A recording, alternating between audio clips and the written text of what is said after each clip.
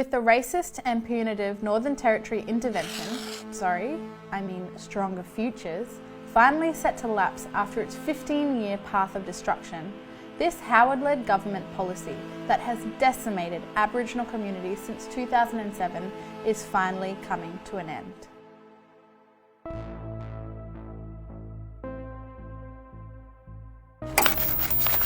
You get it? Yeah, I got it. But what is the NT intervention? Straight up, it's racist. With no warning and no consultation, the federal government took unprecedented action to seize control of the daily lives of Aboriginal people living in remote communities. Since its inception, the government has spent over $1 billion to maintain it. To kick this off, then Prime Minister John Howard had to suspend 6 key pieces of legislation. So how did we get here? Let's go back to where it all began. In 2006, ABC's Lateline program played a huge role in stoking the lies about Aboriginal communities in the NT when this episode was aired.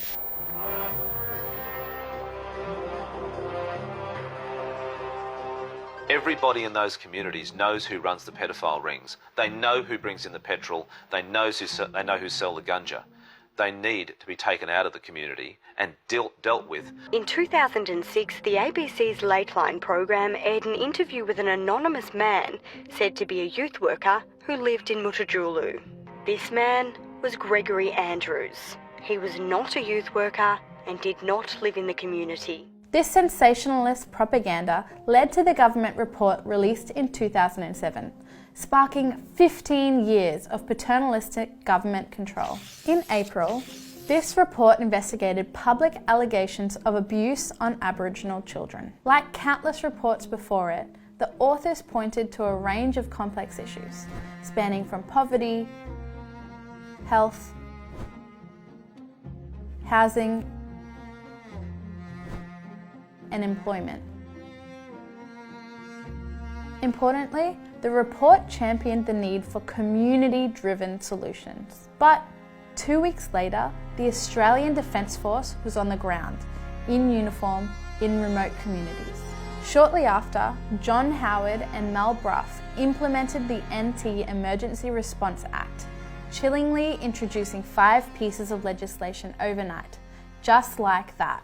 Mr Brough and I have called this news conference to announce a number of major measures. This initiated a laundry list of truly revolting measures of coercion that would be completely unimaginable in non-Aboriginal communities. From the compulsory acquisition of 65 communities held under provisions of the Native Title Act, invasive compulsory health checks on children, quarantining of 50% of welfare payments of people living in remote communities, the wholesale banning of alcohol and pornography, and an increased police presence. The restriction and repression of Aboriginal people in the NT was as swift as it was brutal. Then, in November 2007, Howard lost the election and his seat. But this didn't change a thing. Once in government, both the Kevin Rudd and Julia Gillard Labor governments continued all key aspects of the intervention. After being in effect for a year, ALP Minister Jenny Macklin introduced new measures that suspended income support payments to all parents whose children didn't attend school regularly. But this didn't come with any support for parents to do that, or anything to make schools culturally safe. In the same year, the Racist Basics Card was introduced to manage the income of all Aboriginal people on Centrelink in the NT. Beginning 14 years of humiliating, dehumanising and privatised control over how people spend their money and live their lives. Again, something completely unimaginable in non-Aboriginal communities. In 2010, the UN Special Rapporteur on Indigenous Rights, James Arnai, released his final report strongly criticising the intervention for its breaches of international human rights obligations, racially discriminatory policies, and failure to respect the rights of Indigenous peoples to self-determination. On November 23, 2011, despite 5 years of protest and fierce criticism, both nationally and internationally, Minister Jenny Macklin introduced the Stronger Futures legislation. It was a thinly veiled 10-year extension of the intervention under a shiny new name. Most people stopped hearing about the Northern Territory intervention after this rebranding, slowly forgetting all about it. Welfare quarantining, school attendance measures, and penalties for alcohol and pornography use were all expanded. This was despite a lack of evidence that these measures were effective. All of this leads us to now in 2022, fast approaching the expiration of the Northern Territory intervention. After 15 years, countless evaluations have been damning. More Aboriginal children are being removed from family and culture than ever before.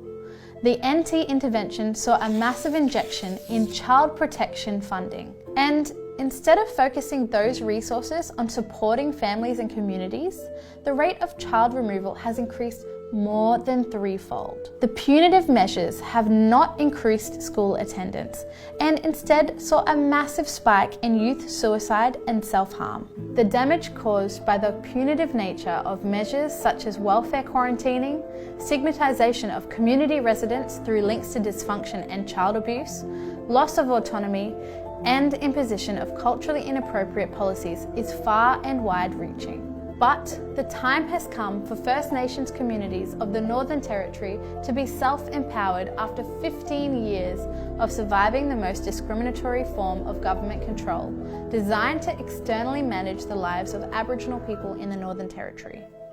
The NT intervention is planned to end on the 29th of June 2022.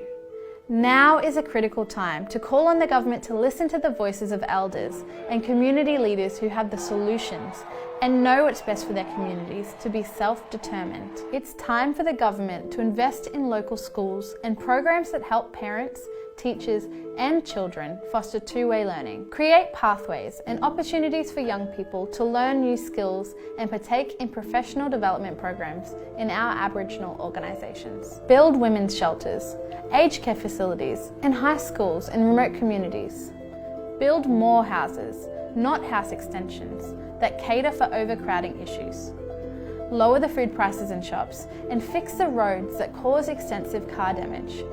You know, the basics. Get it done.